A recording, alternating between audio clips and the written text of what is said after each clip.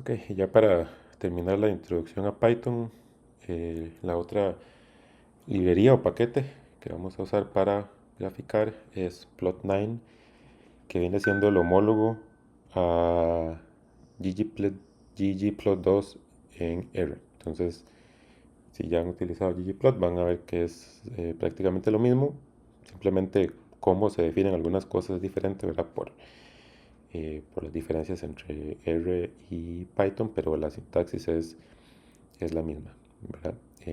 Si no han visto cómo funciona ggplot en R, entonces de forma básica, con el comando ggplot, eh, definimos los datos, el data frame, y después vamos agregando capas con las geometrías, donde mapeamos qué va en X, qué va en Y, y otras cosas, el color que se rellena, etcétera. Y después podemos agregar funciones auxiliares de si queremos hacer múltiplos, múltiples columnas, múltiples filas, cómo queremos escalar nuestros valores y los temas para cuestiones visuales. Entonces, en general, ¿verdad? Vamos a tener argumentos como X, Y, bueno, que creo que es color, de hecho, color, fill, para el relleno, size, tamaño, shape, forma, etcétera. Ok, entonces, de forma básica, ¿verdad? Entonces, plot9 lo importamos como P9 y entonces ya podemos acceder, ¿verdad? Entonces, con P9 y ya tenemos acceso a todas las funciones. Entonces, de nuevo, datos, qué data frame vamos a usar y el mapping que vamos a usar, que, digamos, este es el orden data y mapping para ggplot. Para las geometrías es al revés, es mapping primero y data después. Entonces, nada más tener ese cuidado. Entonces, ¿qué datos vamos a usar y qué aesthetics vamos a definir? Entonces, para un histograma, simplemente ocupo definir una variable en X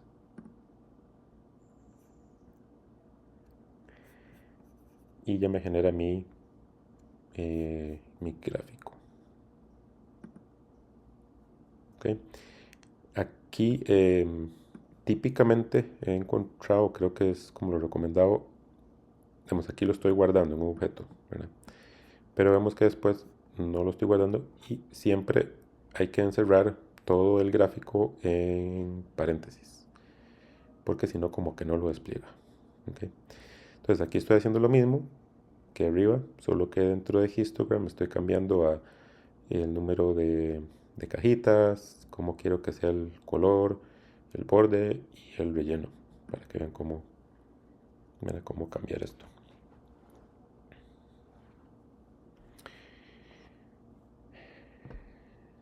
No había... No. Ok. Vamos a ver. Aquí puedo también definir no solo la cantidad de cajitas, sino el ancho de la caja. Entonces ya me cambia un poco el gráfico, ¿verdad? Y aquí es lo mismo, solo que con Facet Wrap lo que le estoy diciendo es que me haga diferentes gráficos del histograma por mes. ¿Okay?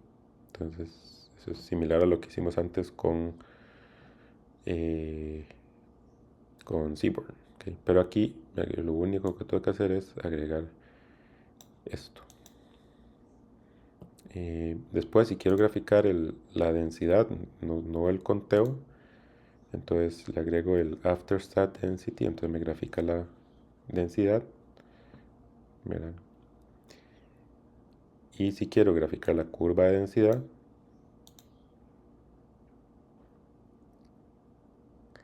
entonces si quiero hacer eso, entonces ¿verdad? Ocupo que graficar el histograma como densidad, no como conteo. Entonces, mira, por eso es que les muestro esto, porque si quiero agregar esta curva, el eje Y tiene que estar en densidad, uno en conteo, que es lo que hace por defecto.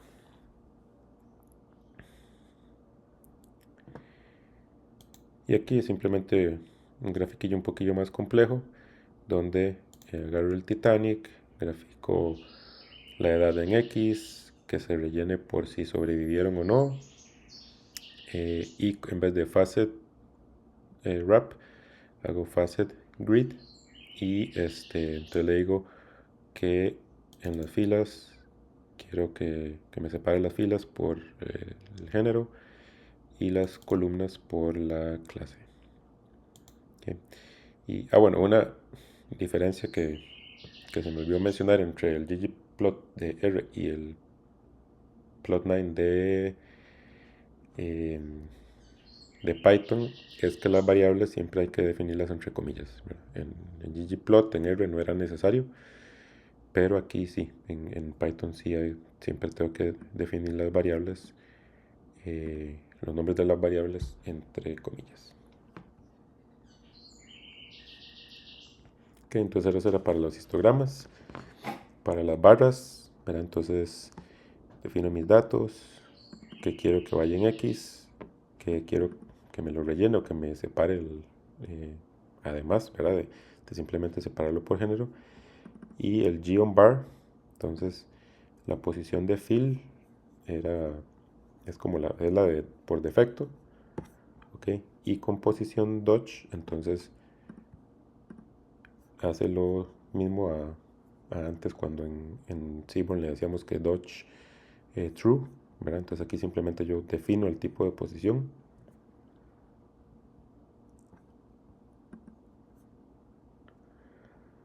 Ok, ¿verdad? Entonces simplemente otro ejemplo y de nuevo eh, para separar por clases, por la clase, ¿verdad? Entonces cualquiera de estos gráficos yo le puedo aplicar el facet wrap o facet grid y hacer múltiplos.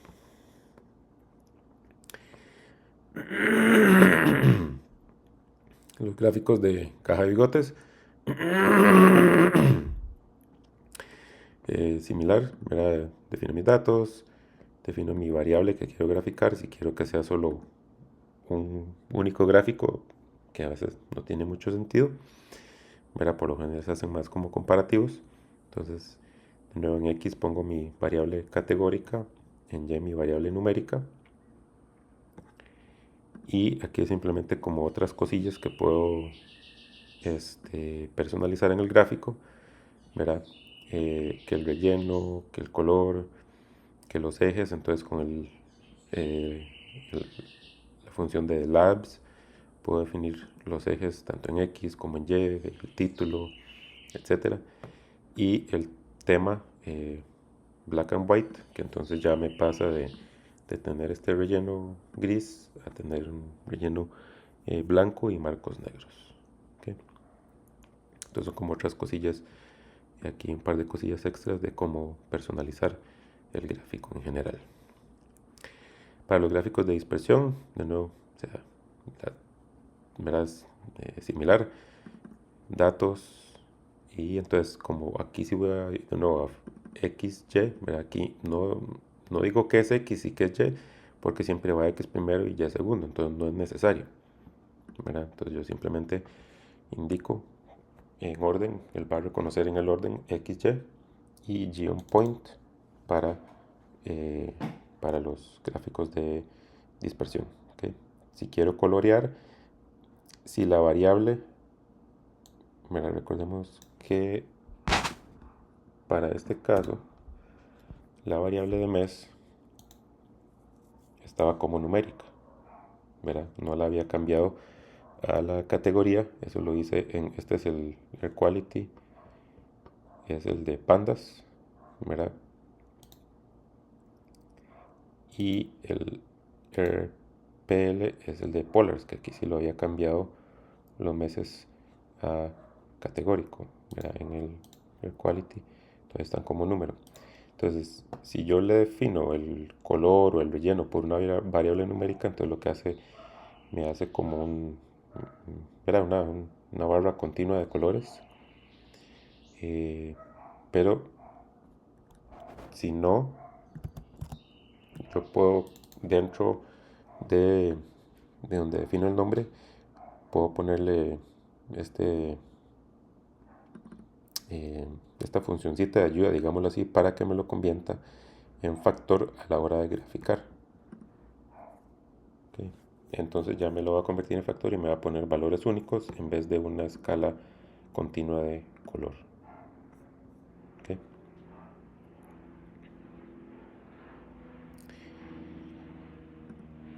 Para agregar una línea de tendencia, me da una regresión. Entonces es con geom smooth y le defino el método lm, porque si no lo que hace es, mira, es una curva de suavizado. ¿Ok? Entonces, para que sea una línea recta o un modelo lineal, entonces le defino lm.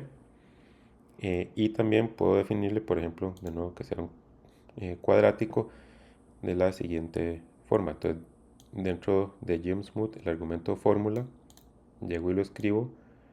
Vamos a ver más adelante cómo defino fórmulas para modelos lineales, por ejemplo.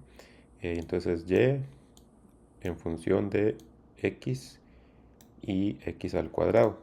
Entonces, tengo que definir este y antes de elevar al cuadrado, porque mira, la variable de x al cuadrado no existe, no la estoy graficando, simplemente estoy agarrando x.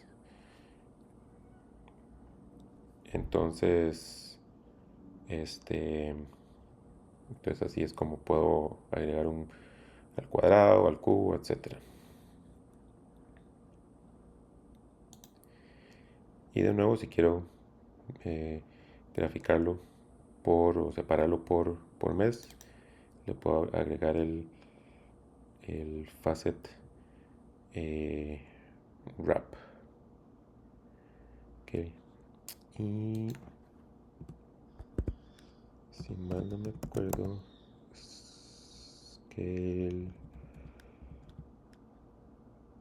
scale color brewer.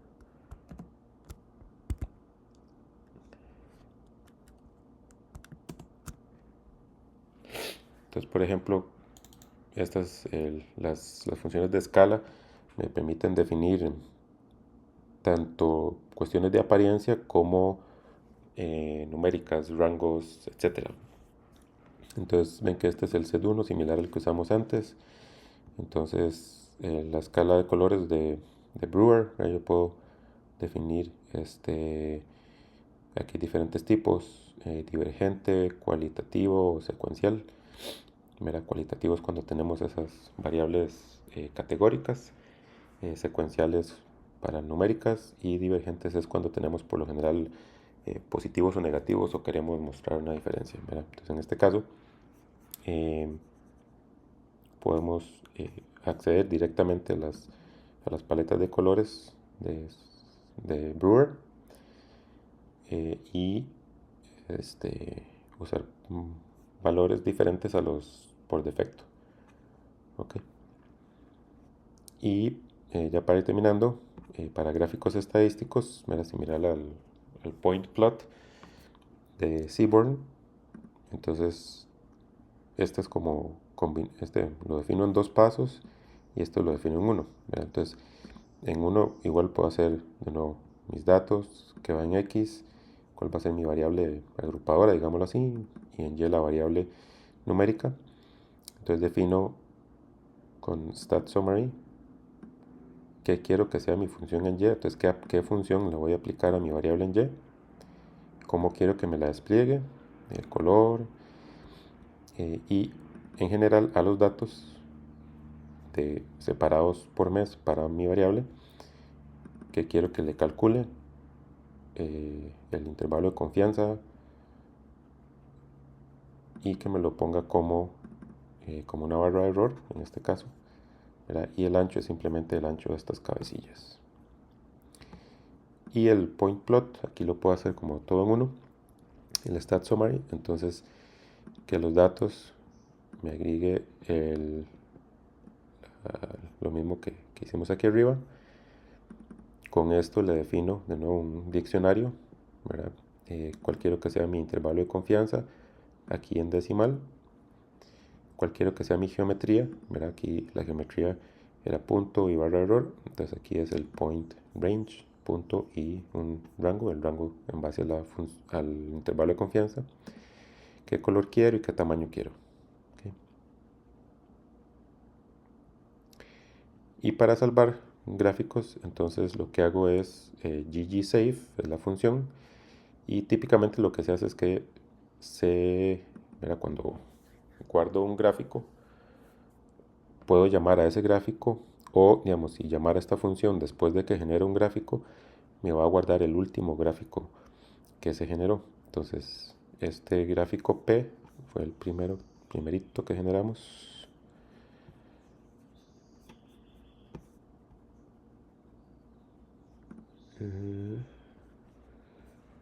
Acordémonos cuál era. Era este. Mira, al que no le hicimos nada, estaba bien básico. Entonces, ese gráfico, de nuevo, lo vamos a guardar. Bueno, aquí ya estaba guardado, pero bueno, va a correr. Entonces le puedo definir de nuevo la resolución, el ancho, el alto, las unidades. Y entonces ahí guardo ya mi gráfico para... Voy a borrarlo. Borrémoslo y lo creamos otra vez. Delete. Delete. Y lo creamos otra vez. Ok.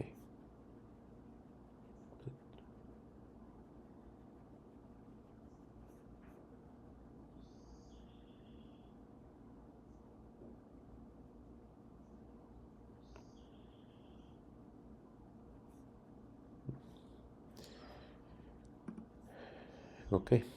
Eh, entonces, con eso terminamos la introducción a Python, ¿verdad? Pues extensa porque son varias cosas las que hay que cubrir, pero es como la base de usar el lenguaje de programación para poder seguir trabajando con esa misma idea a lo largo del curso, ¿verdad? Entonces cubrimos desde cosas básicas, los tipos de objetos, cómo eh, leer datos, cómo manipular esos datos en tablas con pandas y polars y las diferentes formas de graficar. ¿Okay? Entonces, con esto terminamos la introducción a Python.